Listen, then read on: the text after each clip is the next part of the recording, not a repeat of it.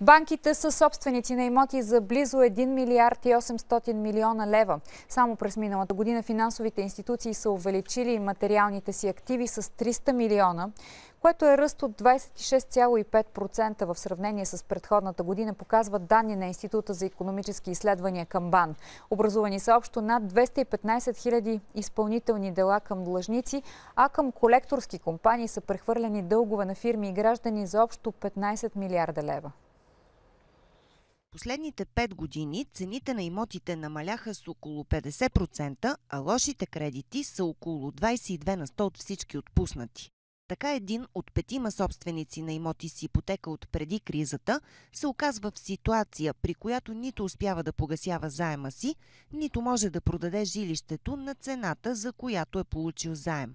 По тази причина само през миналата година банките са увеличили активите си с около 300 милиона лева. 300 милиона за нашата финансова система и за общото състояние на сградния фонд в България, като процент в никакъв случай не е нещо, което да доведе до много сериозни промени, сътресения или проблеми. Това, което се реализира на пазара, на вторичния пазар чрез принудителни продажби, намира трудно своята реализация. Ипотеките, които са правени преди кризата 2007-2008 до средата на 2009 година, бяха преди много високи ценови нива, докато в момента тези суми не могат да бъдат възстановени в пълен размер, тъй като пазара падна значително. Данните показват, че за последните 4 години изпълнителните дела са нараснали с 250%.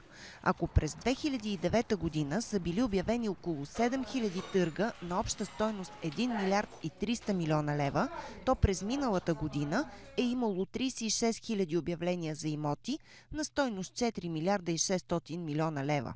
В много от случаите обаче жилищата не се продават и след трети и четвърти търг. Затова те стават собственост на банките.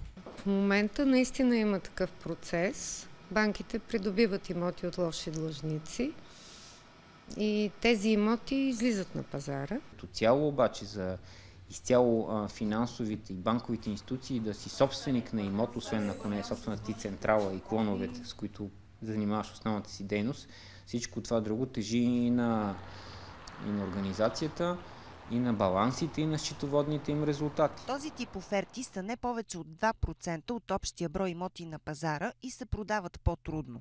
Цената не е ниска, тя е в повечето случаи надпазарна. И другото, което е, че един имот, като е минал на публична продан, обикновено след това е оставен в много лошо състояние. Посредниците на пазара съветват хората, които не могат да плащат кредитите си, да не чакат да се натрупат такси и наказателни лихви, а сами да продадат имота си на по-добра цена, отколкото ще получат при публична продажба.